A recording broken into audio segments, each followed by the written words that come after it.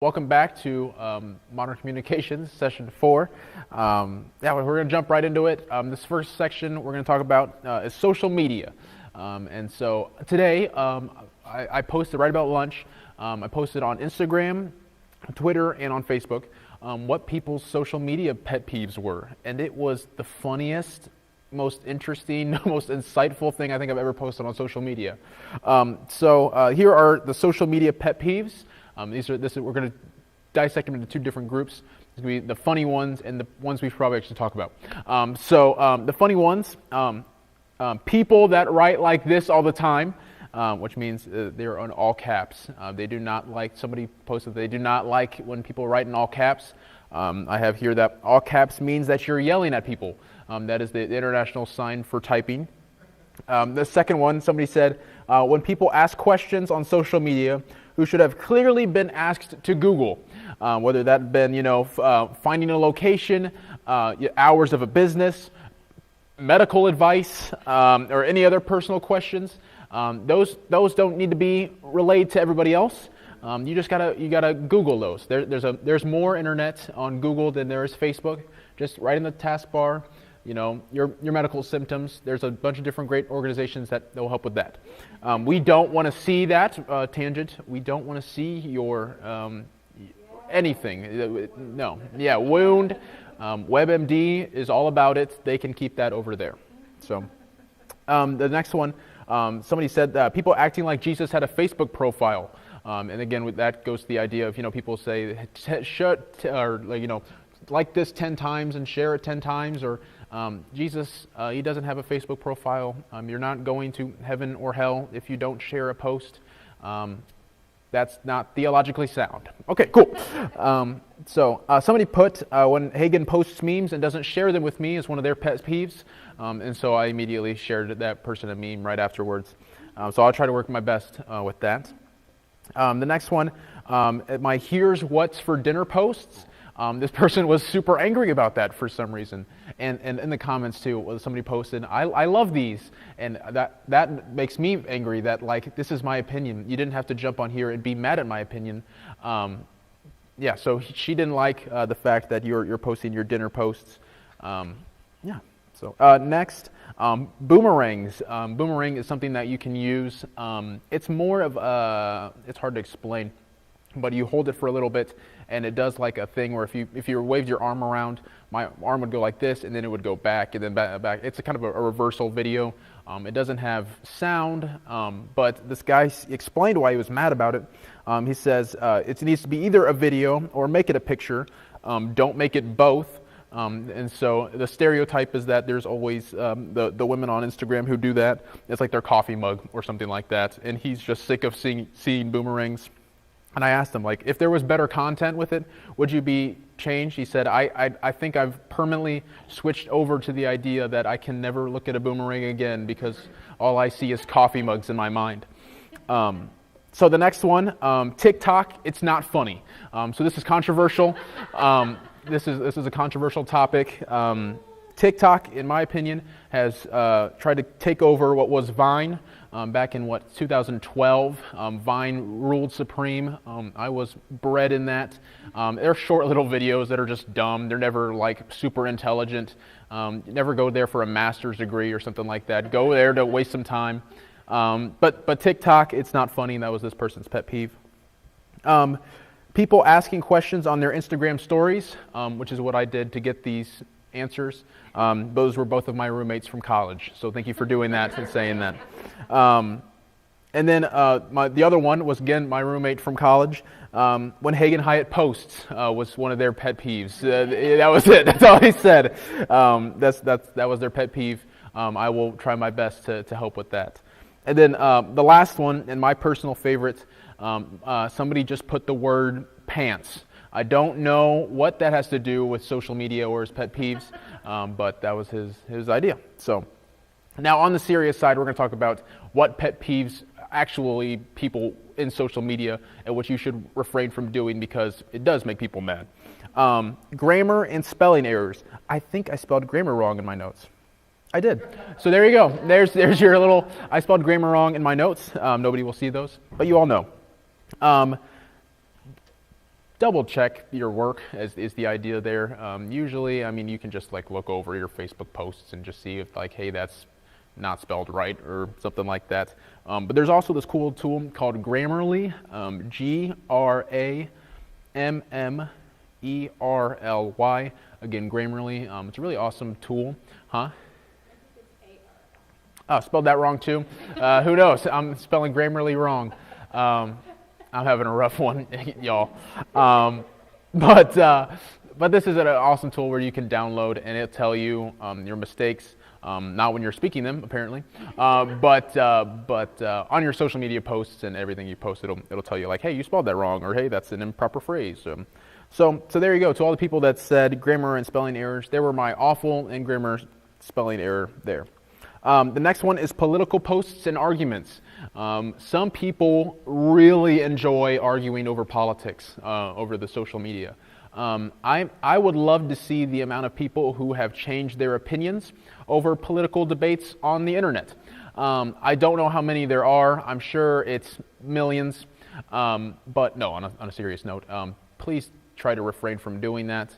I heard a great quote, as Christians, politics are nice. It's really about what we're doing, for the Lord. That's important. So there's my 10 cents for that. And then the third one, I think, was one of the most popular ones, passive-aggressive posts and vague requests for sympathy, which I kind of was like, okay, what do they mean by that? The example is, I can't believe they just did that, and then they don't say anything else. Like, well, who's they? What did they do? And what is that? That people don't like when you post vaguely. And then for me, I always see them end with, well, don't ask about it. Don't post about it. There's my that really irritates people. That is one of their pet peeves. The next one here, being told that if I really cared about someone or something, I would post something about my status. I am a fill in the blank, and I will post about fill in the blank. I have here, your feelings and emotions are not determined by your social media posts. You don't have to, you're entitled to live your life without even social media. So you don't have to do that. I could see that pet peeve. I believe in that one. Number 5 is one of my favorites. People acting as if the internet is their therapist. It's not. If you need to see counseling or a therapist, just do that. That's great.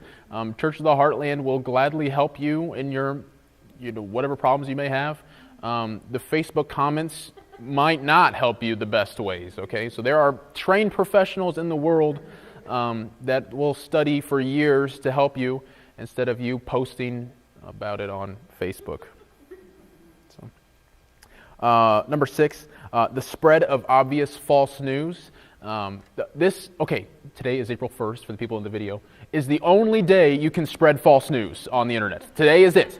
So I know Governor of Indiana, Eric Holcomb, posted today that due to the COVID-19 outbreak, that everybody, all students will have to retake this school year again to get their credits, and then like you click the link and it's him just like laughing or something like that, like April Fools, you're good, you're fine. Which I thought was like, okay, that was false news. I'll allow it today. April 2nd, that dies. That idea, that dies. That does not happen. Because, if somebody says, hey, I saw this thing on the internet, they just tell somebody else that they saw something on the internet, and then it explodes with completely false information. And then this one is the last one, but I thought it was an interesting idea. He said that the idea of your social media accounts as your social media accounts, so you're entitled to say whatever you want, whenever you want, and that anyone that doesn't disagree, or that anyone that disagrees might as well just unfollow me. Just get away from me. You don't have to deal with that. Which I thought was kind of an interesting aspect, that almost your own social media account isn't your own, which is, as Christians, our lives are not our own. So maybe you think about before you're posting the classic forward phrase, what would Jesus do? What would Jesus post and on social media? I think for us as Christians too, we almost have a duty on social media because social media, it's a tool that we use altogether, a tool that can either build people up and build up communities, or it can be also a weapon. It can, totally demoralize human beings. We've seen very large actions of internet bullying and things like that. That is either a weapon or a tool that social media can be. And I think as Christians, we have to be the people who use it as a tool. We have to be the front lines of using it as a tool, spreading the gospel in ways that we couldn't even before. Which leads me to my next point. With social media, we as humans have never been so connected. But I mean, for example, we as human beings are inventing more and more ways to be connected. The first way was kind of like email for the first internet. The second way was social media. And the third way, I think, in my opinion, was called the face-to-face interaction. So that would have been FaceTime. Messenger has their own video chats, Zoom. Those are all options where you can talk to somebody face-to-face without even being in a room. That right there is historically mind-blowing. Our cell phones right now, they have the amount of technology that took the man to the moon, like the computers and all that, which is incredible. That was only 50 years ago from the summer. Even 150 years ago, it was the first telephone. So from 150 years to now, we have gone from hearing somebody speak from not in the room to I can see somebody, hear them, have an ongoing conversation with them completely on the other side of the planet. That is a mind-blowing concept, and I think that with technology does not plan to stop anytime soon. It's not, taking a break, taking a smoke break out for 5 minutes. It is moving forward more and more each day. There are also pros and cons to that. One of the pros is that for news sourcing, it's almost done immediately. So yesterday, we had a earthquake in near the Yellowstone National Park, and it was a 6.1, I believe. I learned about it an hour right after it actually happened. For President Lincoln to be inaugurated and found out that he was president, it took 2 weeks for America to figure it out. And that was, the biggest news in America at the moment. So really altogether, we as a community and as a country, we are able to learn more about state, national, and world events faster than ever before. But that also gives us the cons as we as humans are being almost inundated with crisis amounts of news stories that we are becoming empathetic to the idea. We had a 6.1 Yellowstone earthquake this past week, and even the past week too, we had Jonesboro, Arkansas was hit by a monster-sized tornado. And we know about it. Most of the people in this room are like, yeah, that did happen. But I was not able to give any empathy towards those people, as terrible as that sounds, because I'm being inundated with the amount of things that are happening around me. So we have learned that over the years, psychologists have learned that we as humans are becoming less and less empathetic to things that are happening outside of our reach. And as we as the body of Christ, we need to be conscious of what is happening in the world while at the same time being empathetic to those people. I know we've had a couple, when there have been really terrible tornadoes, we've had a couple in the United States go over and help do cleanups. We did one in Oklahoma, southern Indiana, and sure I'm missing a couple. But those are great opportunities for us as the body of Christ to show the love and supports that Christ would have as well. So that is my social media talk and why it's an awesome tool and why we do that. Now I'm going to go through what I'm going to call the top three, I call them the big dogs. They are the social media kings is what they are. And that will be Facebook, Twitter, and Instagram. We're going to go through kind of what each of them do, kind of what tools they have in each side of one. So that's just kind of what we're going to break down. So Facebook is first off our list. Most popular for ages 30 and up. Ages 29 and under are using Instagram and Twitter a little more. Ages 30 and up are primarily using Facebook. Facebook has a lot of really cool features that I think that other social media posts do not. Some of these are Facebook Live, which it's the idea of you can make live videos in real time, which again is a huge technology groundbreaking idea that I can say this while I'm saying it. Somebody across the planet can literally hear me saying the same words instead of waiting for it to load, or they can hear it at the exact same moment. One of the cool options that it has for Facebook Live, it does send a notification to everybody that's friends with you. Pastor Heath, I'm going to brag on you a little bit. He does something called Monday Motivation right in the morning. A little background information for you people in here. It's in my bedroom. So it's about 7 a.m. My bed, it would have been like right there, and his studio is right there. So this week he was said, hey, I'm in here. Okay, and then I heard Monday Motivation while I was covered and the lights were on, tried to stay away. Like, come on, man, it's too early for Monday Motivation. Like, you're motivating everybody else but me right now. So it's just a little background information. But yes, his studio thing it's got some lights and right across from my bed in our room. But he does a really great job of using that and using Facebook Live for that. So Facebook Live, once it's live, it is posted so that you can share throughout. You have to maybe change the settings to make it public. That's what Pastor Heath does. But a cool thing that he does too is once it goes live, everybody that's friends with him, most likely, sometimes if it's a little messed up, will get a notification that Heath Hyatt is live on Monday Motivation, which then they click and can watch it with them. So that's a really great opportunity. One of the things that Pastor Heath does that's really important is that he uses Monday Motivation for content. You do not, and this is my big one, you do not want to go on live with nothing to say. It would be so weird and awkward to just be there and just seeing somebody like stand there or something. It's awkward and weird. He has almost like a script written out of what he wants to do and a computer there where he scrolls through. Even though it just looks like, hey, here's my ideas for the day. He does have them written down. I'm exposing them today on his Monday Motivation. So, but that he does use it in probably the best way that I've seen Facebook Live.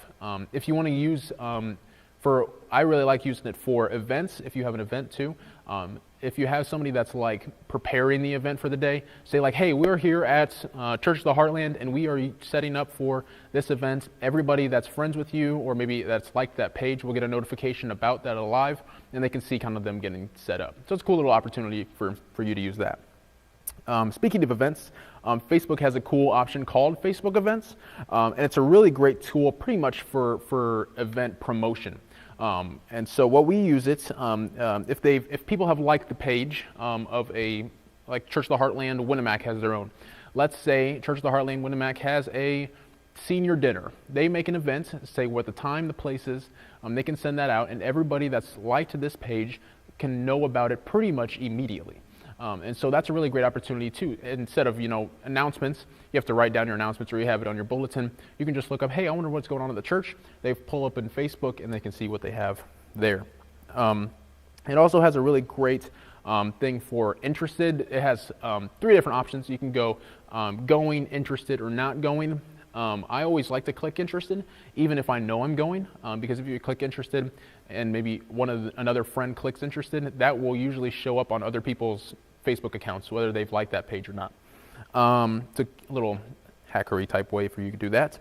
And then you can also boost the events. If you're using a company, this is really popular with them, you can pay to have Facebook use ads. It's Facebook ads, if you will. And what they do is they really do a cool job of making like a really precise. So you can do it from age range, you can do it from demographic, you can do it from exactly what, almost like area codes or phone numbers and things like that. You can really hone in on exactly where you want to point it out. Instead of saying I want to buy 600 views, boom, those could be in Florida, and the odds that those people are going to drive from Florida to go to church are boom, 0. They're not going to drive for 600 miles to come up here. But what they would do if they were, from Royal Center or from Rochester, they might drive over to Winnemac or they might drive over to a Rochester campus. So you can hone in on where you really want that to be. Off of that, we have something called Facebook groups or Facebook pages. Groups is an idea usually used for team building and the idea of making a team that you have accomplished. For us, we have a church team I'm on the worship team. We have one for Stark and for Winnemac, and it's really great for us to stay organized. That I really use. So we use every week we post the exact same service order. Like, hey, here's what's going on. Here's going to say, hey, welcome to Church of the Heartland. Here's our 4 songs. It's a really great, easy opportunity for us to learn really quickly without having, mass texts in my phone and being blown up at work, just being like, what is going on in my phone? Instead of looking up here's my page, what I need to do for this week and what's going on. So if you do plan on making it maybe a group or even a small group, that's a really great opportunity to do that in that sense, to say, hey, we're inviting you into this page, kind of look at it, like it, but that would just be a Facebook group instead of a full page. And then, so that's that right there. Those are the 3 big things that I really like about Facebook that you can use in a church setting. The next one is Twitter. And Twitter really switches different from Facebook. It is a complete 180. 80% of Twitter users are millennials. So you can take that with a grain of salt. However, I know the boomers and the millennials fight it out every once in a while. But 80% of all, the younger generation are Twitter users. So if you really, in my sense, Twitter is the way to get to the younger generation. Twitter is not a place to write a poem, or not a poem, how do I say this? It's not a place to write a book for your characters. Characters, is a letter A, that would be 1 character. You're only allowed 280 characters on Twitter. So it pretty much tells you not to write whatever you really want. So, and sometimes on Facebook they'll have the really long post where you have to click read more. Twitter doesn't even give you that option. It's just like, here's what it is, read it quick and go. But you can still add still add video, pictures, GIFs and things like that. That's kind of what we use Twitter for, the younger generation. The features that it has, discovery, it's a really cool way. It's kind of just the question mark at the bottom. Discovery is a really easy way to kind of find out what's going on with the world. It's like a non-biased, large news place, if you want to go to it. Just be like, and it has everything, whether that be sports, or you can see what people are tweeting about. That's the idea. More tweets that are tweeted about it, it goes up into the tweet world, and then you can hit discover and see who's tweeting about that kind of thing. So when March Madness comes around, March Madness is gone this year, and I'm so sad. But that's a really awesome opportunity to say, what games are going on. Like, hey, I can just look at what the score is for this one and this one. So that's what I do. That's my little cheat move. Quick posting is, like I said, the key for Twitter. You don't want to be the type of person to write the full page, the full book, but it's easy to do for ministry-wise. Write like a Bible verse, the Hebrews 10:11. Boom, boom, send it out, and people can share that. One of the big things that Twitter has is liking, which most forums have, but it also has something called retweeting. So you can click the retweet button, and whoever posts that, it goes onto your timeline as well, so that your followers can see it. So it's a cool little opportunity for that. So you can retweet, something funny, or tweet a Bible verse and see how far it goes. So. One of the cool ways that Twitter has that I don't think any other brand has is you can communicate with the larger brands. And I got to kind of share you the experience with that. When in college, there was a week where the dining hall wasn't opened. I was there probably a week before the dining hall was open. So I ate Jimmy John's for like 5 times in a week. I love Jimmy John's. And I tweeted, I think I just tweeted, ate Jimmy John's for the 5th time this week. And they replied, hope you like it. That's, why would they like that? I don't know. I tweeted them, at them. They have an @ symbol, and then you can tweet their brand, and they tweeted back, which was cool. I got the official stamp of approval from Jimmy John. That's awesome, and that's pretty rare for branding to do. Instagram does a little more, but Facebook, you have a really hard time finding that in that sense. That's kind of what Twitter is used for. So again, going over that, the 3 big things that they use, discovery, quick posting, and communicating with big brands is what Twitter is known for. And then lastly, out of the 3, is Instagram. Instagram is, again, I feel like more of a young person's social media. It is 60% of people who use, actually 60% of people altogether who are on social media. 18 to 29% of those have some sort of Instagram account, whether they use it or don't use it. So over half, nearly, actually maybe 2/3 of the people It has a lot of cool features, but it also has some restrictions too. You can write a page worth, I guess, on this one. You just have to have an image. You can't. Every post has an image when you post on Instagram. You can't just post words on that. So if you find a picture that goes along with it, you can do that. So yeah, that's what Instagram's used for. They have a lot of different small things that they have inside of Instagram. One of those is Instagram Stories. Instagram Stories, in my opinion, is one of the most, what's the word? I would say it's the most interactive piece of Instagram and probably of the social media posts. Like I said earlier, I made an Instagram post, Instagram story post with question and answers, where they could ask the question, "What is your social media pet peeves?" And they could, click that, answer it, and then send it to me, and I could store that information. But nobody else had to see that, which is kind of a cool thing. And they have boomerangs, who that one guy hated, and then they have a couple different little things that they have inside of that. But it's a really cool opportunity to use it for stories. The thing about stories is that you can only use them for 24 hours. They are not on the web forever. You can download them if you want to for later, but Instagram Stories is only open for 24 hours. So when you post that, it's not forever. It's kind of a quick little thing, but Instagram Stories is this really great way of making it in front of your face. So like, I don't have my phone on me, but if your phone was here, your circle of your face, if you could post it to there, there's a bunch of different faces of other people you follow, and you can click those and kind of just hit the next button and see what all people are posting on their stories. And it goes in order of like what the circles are. So it's a really great way of being like, hey, here's an event, here's how you learn about it. That's a really great way of sharing that, because it'll be in people's stories where they'll reach that. And then the last part for Instagram, they have something called Instagram Live, very similar to Facebook, actually. Instagram is owned by Facebook. Mark Zuckerberg has his hand in both, but feel very different. They do not feel the same, in my opinion. They feel very different. For Instagram Live, it's a really cool opportunity. Like I said, for Facebook Live, it's very similar with that sense. But for Instagram Live, you actually have to film it. You have to film it the wrong way on Instagram Live, which infuriates me. So Mark Zuckerberg needs to change that. But people are able to ask questions and add comments through the live stream. They can type while it's happening, so that if you have, like, we're using at Ancilla College. I don't know if we'll be using Instagram Stories, but there's an option where you can ask questions, and we're going to use it for a Q&A. So maybe if you're in the church ministry and you want to learn about, like, here's our event, if you have a question and answers about it, we'll be on at this time, and then just post on time. With the live streaming, you want to have good internet. I cannot tell you how many times I've just seen a live stream and then it crashes. That's sometimes due to the algorithm of Facebook or Instagram. But if you have really good Wi-Fi, that really helps in that sense. So those are the three big things.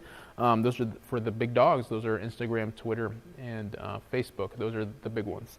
Right now we're going to go review kind of what we talked about kind of through all of these sessions, all four. The first part is how we talked about, how God communicates to us all together, how through future and to the past, how he's communicated. We talked about, Paul and Jesus' methods to do that. We talked about all the different types of communication models that we've seen throughout history. And then even recently here, how we can use different types of tools all together. I'm going to move my notes here. I forgot to. Awkward. Okay. And how we can use technology for the modern church. And how we all together, quality and content are kings in the industry of social media and things like that. And if you have more questions, feel free to reach more out to me. I love talking about this stuff. You can reach out to me. My email is on the website, but it's haganahyatt@gmail.com. Reach out to me. I'd be glad to answer any questions that you might have. So that concludes Modern Communications. Thanks for watching, and thanks for being with us.